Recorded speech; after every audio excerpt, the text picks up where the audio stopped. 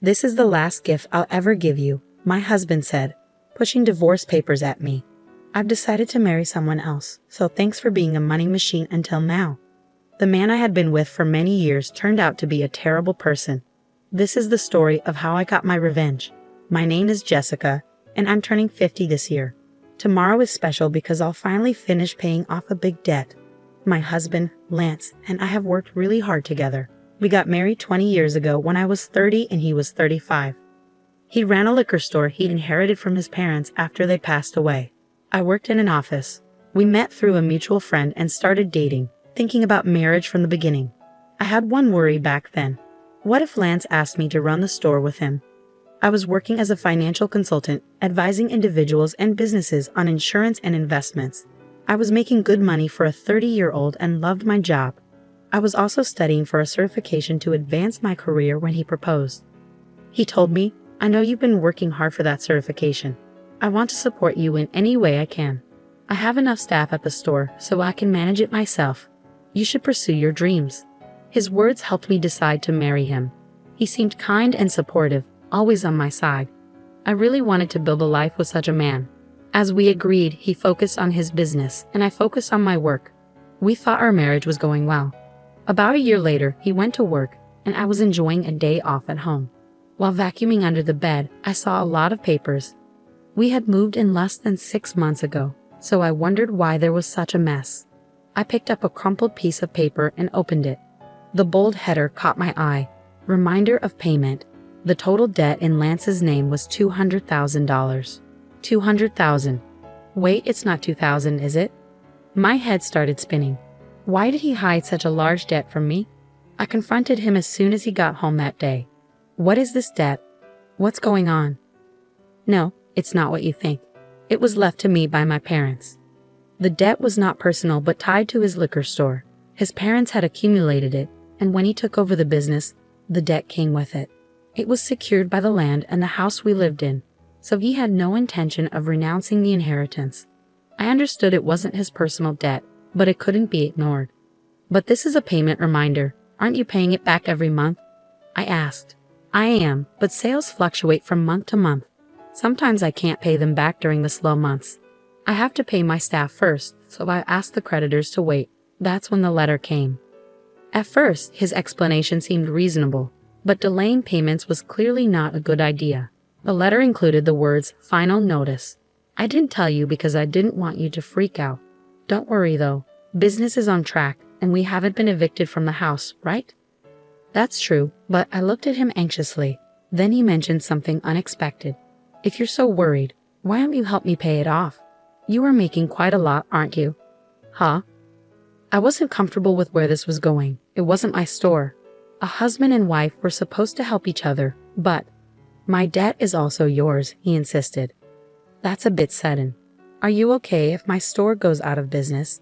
Many people would be affected if it closed. He was right. His store had become a vital part of the community. It was in the suburbs where there weren't many other shops or supermarkets. He sold fresh foods like meat and fish and even offered home delivery. I had visited the store several times, and it was always busy. Some customers had told me how grateful they were to have it in the neighborhood. "Please, honey, I'm working hard to keep the business going. Please help me pay off my debts." I respected how seriously he took his work and his dedication. I didn't want to see his store disappear. I didn't want that to happen. Being married means supporting each other, so if he was struggling, it felt natural for me to help. "Okay, I'll pay as much as I can from my salary every month. You can focus on managing the store." I could help with the finances, but only he could run the store. I was glad he trusted me to help. However, this was the start of a change in him. About 3 years had passed since I started taking on his debt. He often came home late. "What were you doing until this late? Were you drinking?" "I just had a few drinks with my customers." "Honey, did you make the payment this month?" For some reason, he sounded condescending. "I did last week." "Why?" "The store depends on you. You better keep paying on time." When he was drunk, he would give me orders.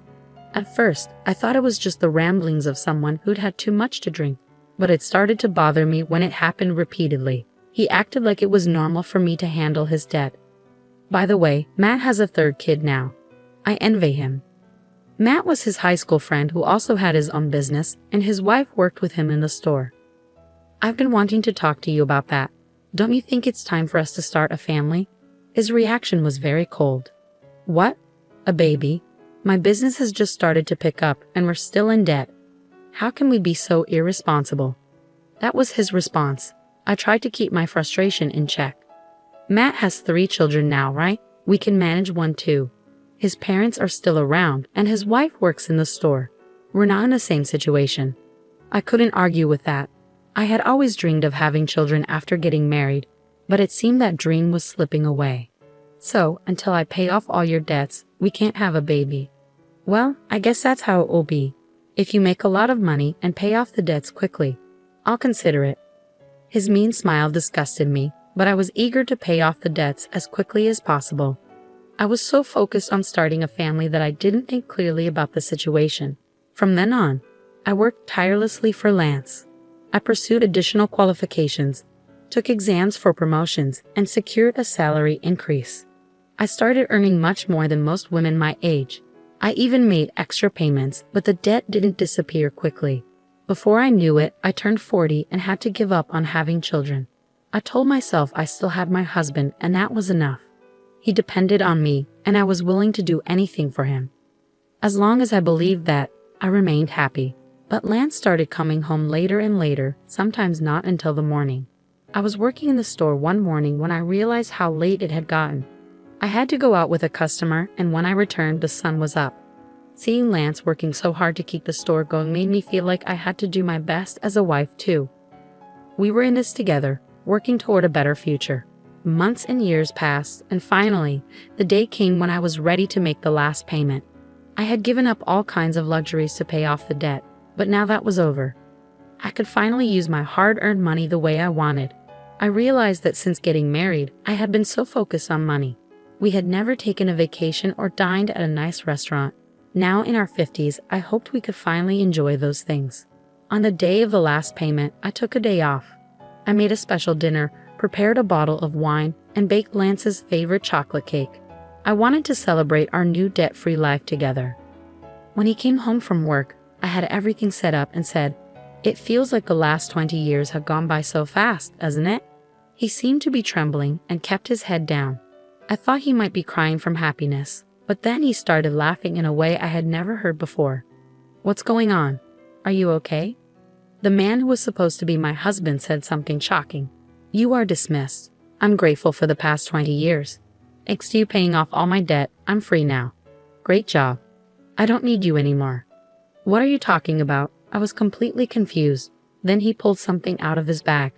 "This is my last present to you." The bold letters on the paper read "Petition for Divorce," and it hit me hard. He continued proudly, "I've decided to marry someone else, so you're no longer useful to me. Thanks for being my cash dispenser all this time." "You're getting remarried? Have you been cheating on me?" I remembered how he always came home late, claiming it was for work or socializing. While I was working hard to pay off his debt, no way. He kept his smug expression. "I would never cheat. I've already found someone else I want to marry. I wanted to wait until you cleared my debt before divorcing you." Tears filled my eyes as I looked at the ruined celebration. "Get out of here." He handed me the divorce papers. My anger flared up faster than my sadness or despair. "Fine, but you won't regret this," I managed to say through clenched teeth. "No, I won't. Why would I regret divorcing an old hag like you?" "An old hag? If I'm that, then you're just an old fart," I shot back. His delusions were so ridiculous that I regained my composure and took the divorce papers. "I'll take these for now, and I'll be in touch," I said as I packed up my things and left. It was shocking how easily 20 years of marriage had come to an end. Alone, I finally let the tears of emptiness and frustration flow. I contacted my attorney for the divorce agreement and asked for a background check on his new bride. Soon after, I got a call from Lance. "Hey Jessica, what's with this document?" He sounded furious, and I could almost picture him fuming on the other end of the line. I stayed calm. "That's the divorce agreement. What's the problem?" "I know what it is, but why do I have to pay you back for this loan?"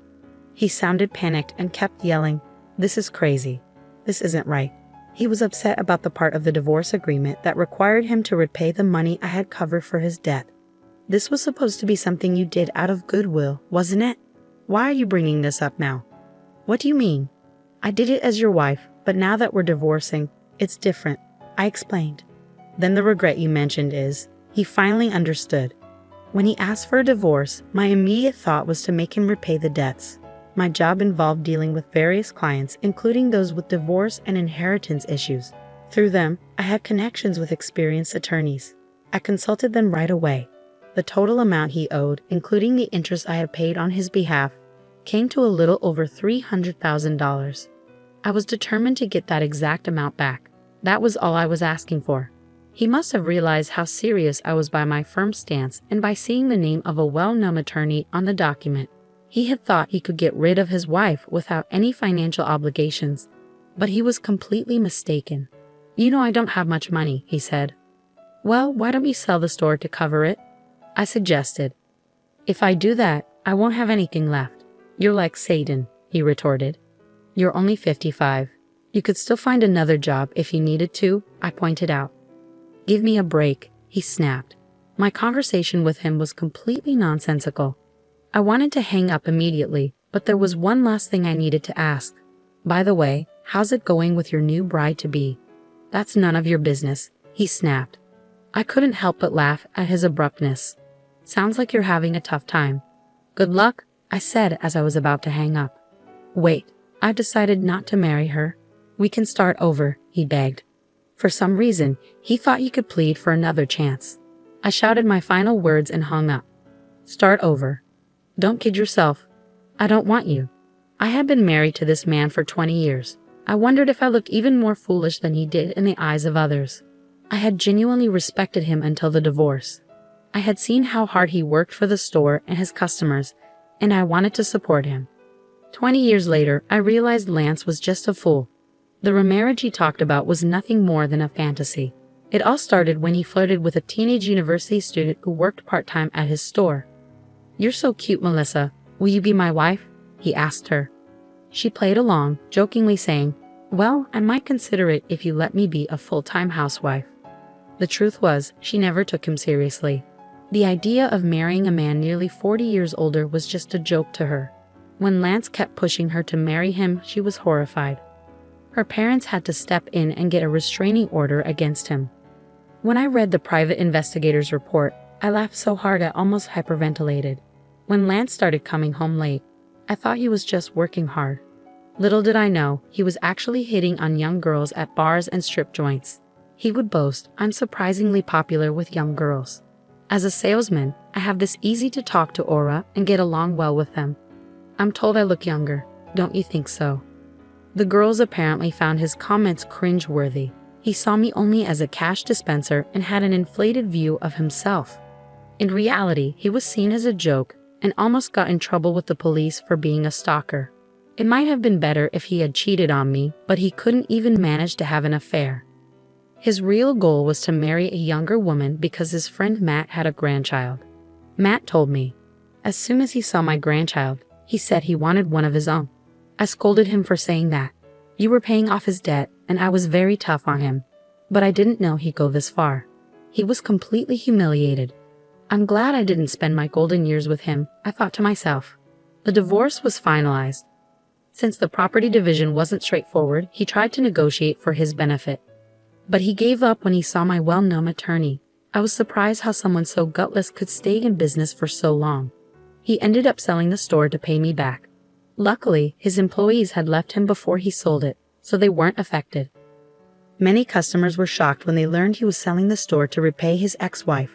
His demand for a divorce led to his downfall.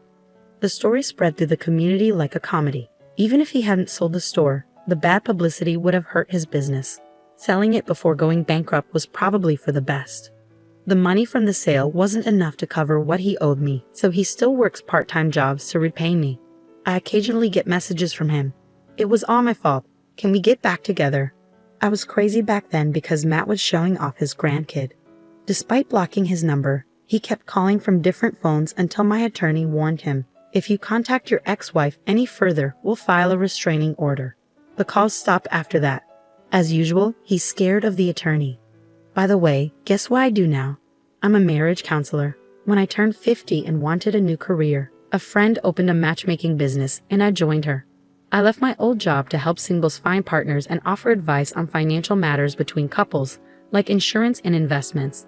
It's been a success, and the number of clients quickly grew. Couples who want honest and thorough discussions appreciate our unique service. I've learned a lot from my own experiences and don't want others to make the same mistakes I did. Although my salary is a bit lower now, I enjoy helping others find happiness every day. I found my own happiness after getting rid of my ex-husband, and now I'm dedicated to helping others find theirs.